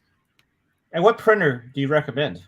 So we use a Creality 10. It's kind of the baseline of what a FDM printer would be. They're around $300, $350 or so. That's not bad at all. I will say that it is definitely a DIYer's world, there's a lot of things that can go wrong with your printer, and trying to get it set up so that it will start doing clean prints does take a lot of fussiness. But once you get it up and running, it's pretty maintenance free. I have a 0.6, so the nozzle itself that squirts out the hot filament that creates the lines typically is a 0.4. We're using 0.6, and the reason is that I can squirt out more at a time. Each frame wall at 100% fill takes me about 20 hours to print. So every morning after I feed my dogs and I get the kids ready for school, I go into the office and I take up the old frame and I get, the next order, and I push the buttons and I start the new print. So every morning we've got a new frame that's ready for shipping out, which is, it's a pretty incredible system for sure. That's really crazy. And who, obviously Justin Thursday is a notable designer that you work with. Who else is there that you're working with? Names are kind of escaping me. One that I do know, because I was speaking with him today, was Thomas. I think his last name is Ballard. He does the Hexi frame. The Hexi frame is a wish style split height system. So it's got 55 millimeter wheels on the inside, 60 millimeter wheels on the outside, which creates like 130 millimeter split. It is a crazy frame. It's almost like a USD Aeon. But again, you could buy that frame wall for $50 on the core frame market, or you could go to a designer website themselves, and they offer a bunch of different colors, maybe a few different tweaks, and you can buy them from them. I don't know what their pricing is. They can charge whatever they want. This is an open source project. So if you want me to print, I charge $50. If you want to do it yourself, have at it. I'm not getting a royalty or anything like that. I just am happy that people are able to get their stuff. Yeah, that's awesome. I'm definitely. Yeah. Oh, go ahead. Sorry. I was just going to say, he sells a lot of frames. His frame is called the Hexi frame. It's a really great design. Justin Thursday, again, was super helpful with designing the core system with me. He would look at the models and make sure that I was doing things kind of like my second set of eyes to verify that things worked. And I sent him the core developer kit, and I said, hey, what's missing in this? If you wanted to design a wall, what would you want to add to this package of assets to make designing a little bit easier? And he helped me a lot with that. So he's another great designer. Yeah, there's probably 5 or 6 different frames that we have currently on the core frame market. And I get people submitting their frames all the time. You can go to coreframemarket.com. There's a link for developers to get all the information, download the files. You can order frame cores just by themselves if you want to design your own frames and print them for your own cores. Really doing what we can to help democratize frame development, because it's the thing that, back in the days I loved doing, but technology wasn't there that allowed me to do it. And now, we've got the core system. So that's really cool that you're able to come up with this, because it is, like I said, it's brilliant. It's a really cool concept. Getting people involved, again, community building, your 2022 theme.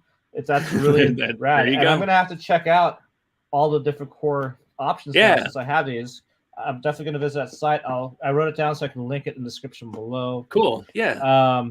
We have Austin Paz is in the house. Hey, he Austin. says, Laws the man. He hooked me up with some of those new frame bolts he made. Thank you, Lawrence. And what are the new frame bolts you made? Yeah. So, it's funny that people are getting excited about that, but we actually had a few people get really excited about it.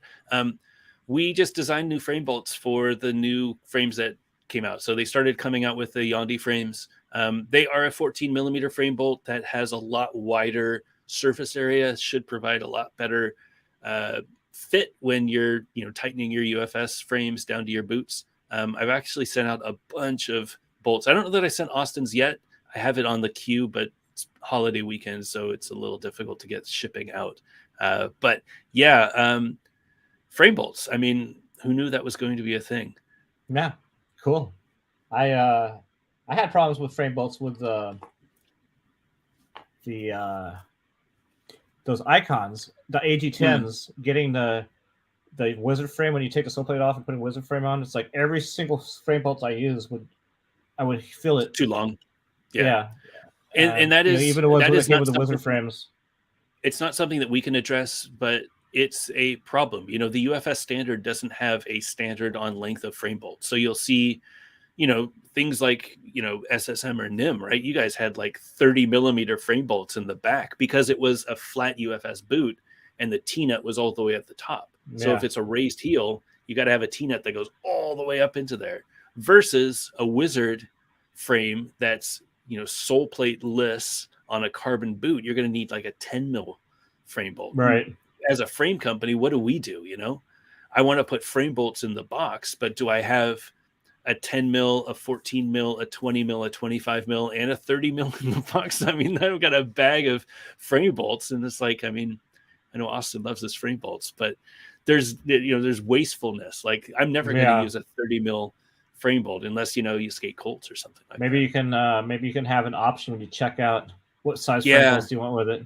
But then it screws over shops. It's like, then shops, what do they have to carry? And it's like, right. It's not an easy thing. The standard for frame bolts is 14 mil. If you have a flat sole boot, it's a 14 mil. If you have modern, like these 909s, these are a 14 mil. And the reason is this sole plate has a different length T-nut in the back than it does in the front. Super smart.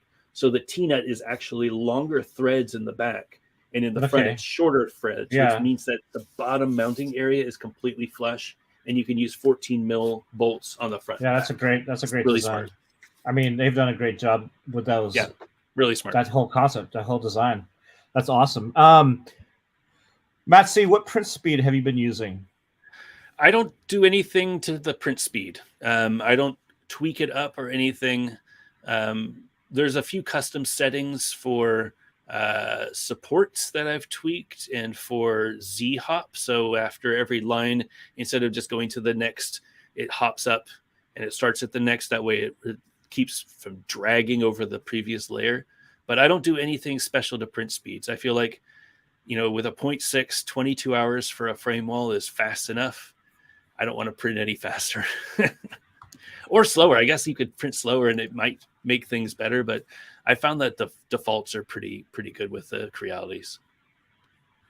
Cool. And then Mark asks, this is one that's, again, a lot of work, but he'd like to see, would love to see some additional filterable metadata for the frames on the market, i.e. size of split, flat versus anti, any rocker in a frame, etc.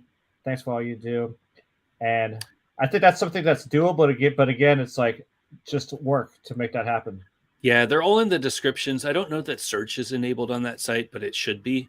We did break it down into, when I started designing the site, it was going to be broken down into flat versus anti-rocker versus hybrid. And then I was like, hybrid, like that's getting weird. And then like, where does freestyle fall in? And it's like, oh, forget it. Let's just put wall only frame kits and then ready to roll. So you can see the pictures of each of the different sections. Since there's only 5 or 6 frames up there right now, it's pretty easy to click through, and each of the designers writes their description. So we'll have a full list of, you know, the specs in each of the descriptions. But yeah, I think filtering by that would be a lot easier, especially as we get more frame walls. Because I mean, again, there's no inventory. You know, it's digital files. As a designer comes up with a design, they send it to me. I do a test print. I ensure that everything fits, and then I list it on the site. And as they sell, I download it to my printer and I click print. And that's all that needs to happen. I don't have to order anything from China. I don't have to have anything on hand. I order the filament from Amazon and it comes within 2 days. So I just continue printing as orders come in. And it's been pretty brilliant, if you ask me. That's really cool. And then Austin has one more question. I noticed 50-50 makes 58 millimeter bullet profile, but not 60 millimeter. I also noticed Mushroom Blading does the same. Is there a reason you guys aren't making 60 millimeter bullet profile wheels? Yeah, I'll actually tell you the story about the 58s. So we use a company called Gyro. They are in South Korea for making our wheels. We wanted to initially use AEND when I started the 50-50 wheel project, but they wouldn't work with us. I think they had too much already.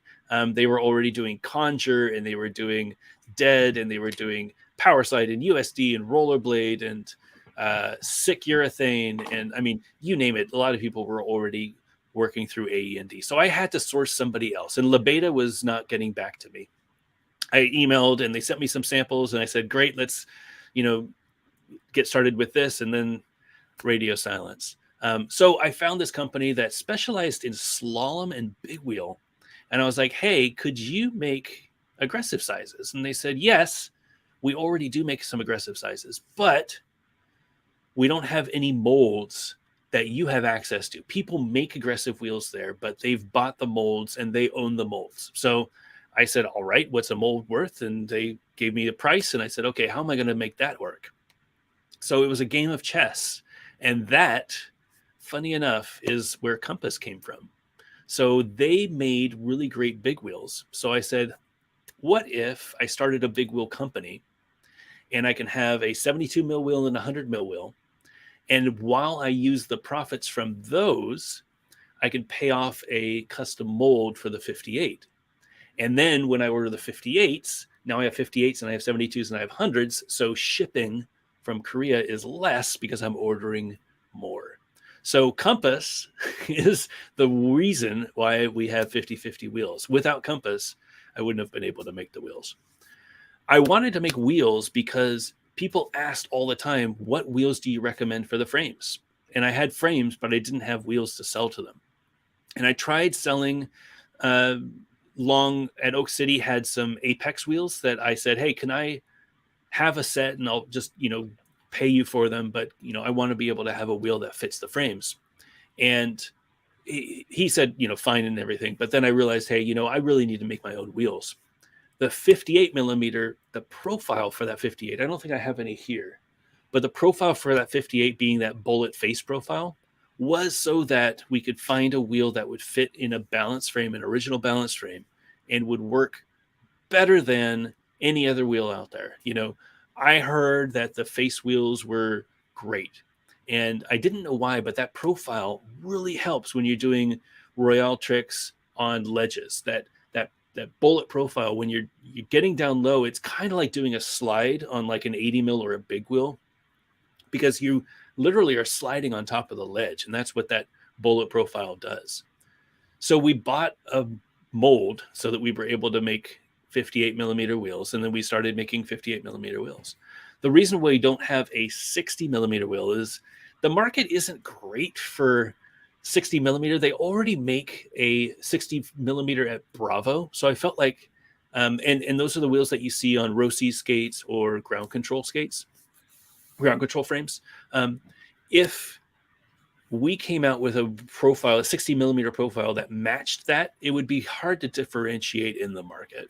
Not to say we won't ever do it, but it would be hard to differentiate in the market if we've got a profile, same size, same looking profile as another brand that, might not have the best quality urethane. So if I did come out with a 60 millimeter bullet profile, I'd also love to do a 65 millimeter bullet profile. I feel like the bullet profile for a flat setup is second to none. It's a really, really great ride. And I would love to do more of that. We are looking into new profiles. We just released the 56 mil profile, which is a brand new profile that, we again paid because we wanted to have a 56 mil wheel, and it was impossible to find a good 56 mil wheel. And they didn't have one at our factory, so we had to buy it ourselves. We have like another the 58 profile. It is like the 60, but with a more flat riding surface. So it's a more traditional aggressive. So it's got a 10 mil flat with a rounded edges. With a 56, you're mostly low profile frames. You want more stability. You want more toe rolls and heel rolls, like a little bit more of a surface for that. The more like specific, like detail oriented tricks, that's where I feel like a 56 is really good. The 58 is a good mix of speed and, being able to skate flat. And then the 60 to me is kind of like an anti-rocker wheel. That's kind of where I see all of those, but there's plenty of room out there. I think there's a lot of profiles that we haven't done yet, plenty of sizes that we haven't done yet that we're looking into doing. The beauty is that, we reinvest as much as we can back into the sport. So getting new profiles, getting new frames, getting new skates, The more product that we can introduce to the industry, in my eyes, the better for the community. Yeah, that's amazing. That's really cool. And we have Alex. He's skating the 58s. He says it's his favorite wheels so far. So that's really cool. Austin loves the 58s. The profile and the compound. I just seem to always struggle to find good 60mm wheels. Yeah. I mean, the compound is the same on your 60s. Yes, it's just the profile is bigger. Different. Like this is the 60 mil profile, and you can see it's a very rounded wheel. Which my big bald head, it's a very rounded wheel. I don't know that I have the 58s. I don't have any 58s near me. This is why you should tune in to Gear Talk, because I have all the wheels available. But yes, the 58s are definitely more of a bullety profile. It depends on what you're trying to skate. I do think that there's a need for a nice bullet profile 60. It's just harder because there's already a bullet profile 60 out there from Ground Control or from any of the Bravo brands. Not to say that it's the great urethane, but it's. I'm glad you didn't use A&D, because those guys are actually not that cool. The company. So I don't know them at all. They wouldn't. Yeah, they're super calls, so. You're better off with what you did. We use Bravo for Rat Tail. We got Bravo. Basically, we had them done 0 Italy first, then 0 Thailand. Ground Control. I'm pretty sure Ground Control minimally uses Bravo. They're mainly doing their stuff in China. They do, because their wheels aren't. Their wheels are not very good. The Bravo wheels are pretty good. Better. Yeah, they've gotten better. I think Bravo is a really good OEM. It's gotten a lot better. Because the wheels that Razors always did on their skates, none of them were Bravo. No, they were all but they've started moving over to Bravo. The SkyeMaz came with the 60 bullet famously, and you can tell me because you know Brian better than I do. Would he have ever skated Featherlight 3's flat 60s? Not back in the day, no. No, I don't think anybody would. Definitely not. That's how the skates came, which was just laughable. Most of the skates. I mean, I don't really remember, but I'm pretty sure they rode 60 on the outside and anti-rocker. It was a 60 anti-rocker. 60s outside, right? Anti-rocker, yeah. Or if you're skating flat, it's 54s, right? 55s. Yeah. John rode 55s flat. Yeah. 54, 55, and then Shima rode like 58, 60 anti-rocker. Yep.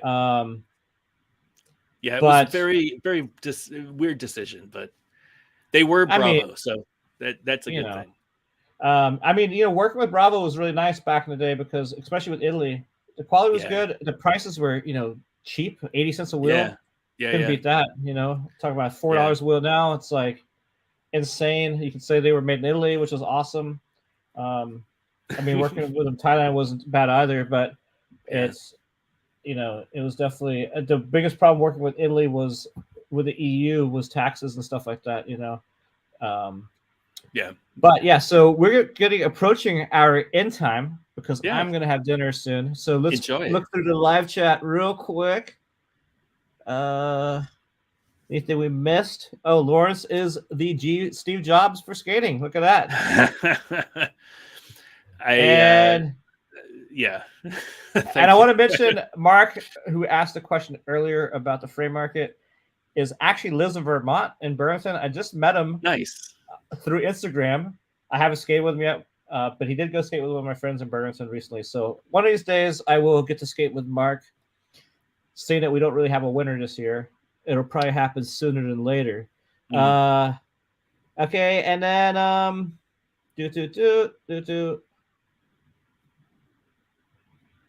Do 50/50 wheels wear all the way down to the core? I mean, they're pretty good wheels. We have a fairly robust chunk guarantee. So if you ever get a chunk out of any of your wheels, we replace them.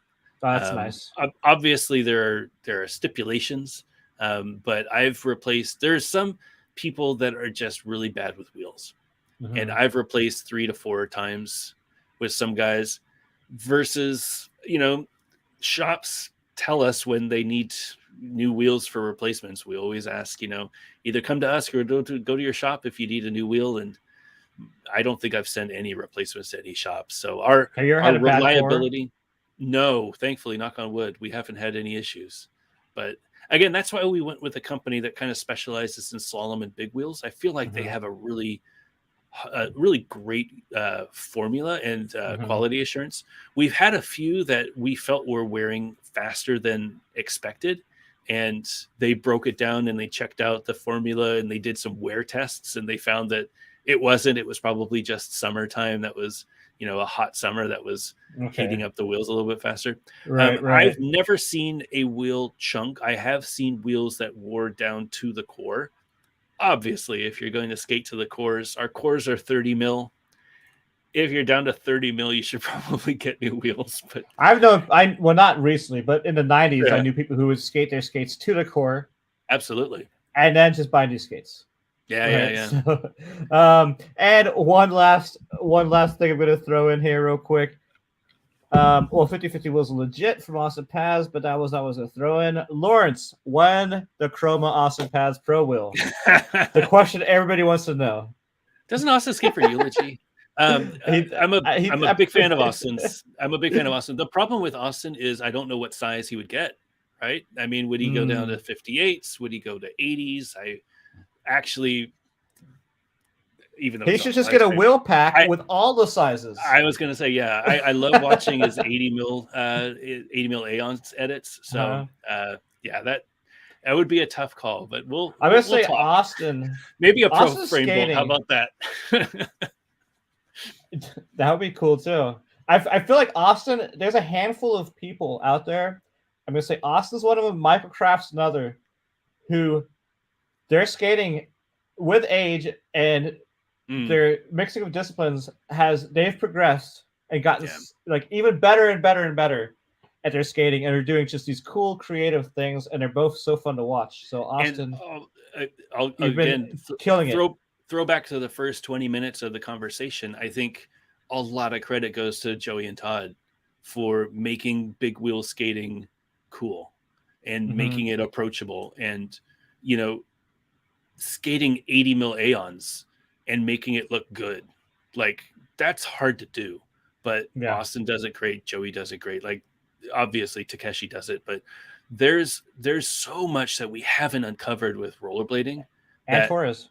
Yeah, Torres, amazing. Yeah. That there's so much that we haven't uncovered with rollerblading now that we've taken off those Haterade sunglasses that we used to wear, where it was like, no, this isn't cool. Where's the hammers, that guy? Right. Now it's just, let's just go out and skate.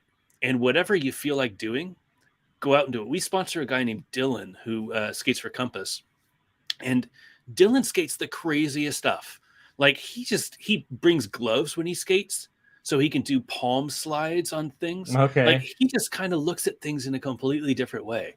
And it can be off-putting for a lot of people. Like, what are you doing, dude? Like, just do the grind. But for some of us, I love the expression. I love that he's just looking at it, doesn't know the rule book, He's just going out there and having a good time on skates. And that, I think, is the future of rollerblading, that we're just going to put wheels on 100%. Our feet, and we're just going to go out there and have fun. That's really cool. Well, I'm going to have to call the show. It's almost dinner time. We've been talking for 2 hours. It was a really good conversation. Again, always. We didn't get through my short list. So if you're down for a third episode sometime in the future, we can do one more. Yeah. So long as I don't have to do the editing, I'm always down. Yeah. So I like the vibe. I like talking to you is a lot of fun. We have a long history. Really cool to have you on the show again. I hope everyone in the live chat, I hope you all enjoyed the show. I hope if you're watching this after the live chat or live stream that you enjoyed the show. And if you did, make sure to hit the like button, subscribe to this channel. If you haven't already, hit the bell icon. Be notified anytime I upload new videos. Absolutely. And I've linked to my social media in the description below. I have a Patreon page. If you want to support this channel, you can join the channel through YouTube. Follow Lawrence, all of his brands, Chroma, Compass, 50/50, Bounce Distribution, Mushroom Blading, underneath Bounce. I'll go ahead and post all of those in the description below if I remember, but I plan on remembering to post all those in the description below. Sometimes I say I'll post that and I totally forget, but I'll make an effort to post everything we talked about in the description below. Anyway, everybody, thank you very much for watching. We'll see you very soon back here in the Done Now Blading YouTube channel and for another episode of Let's Go Rollerblading. I'm not sure who the next guest is going to be, maybe it'll be Austin Paz. I should talk to Austin if he wants There to you do that go. sometime. And Lawrence, I'd love to have you back in the future. I want to thank Absolutely. everyone again for joining us. Take care. We'll see you all very soon on YouTube. Bye, y'all. All right.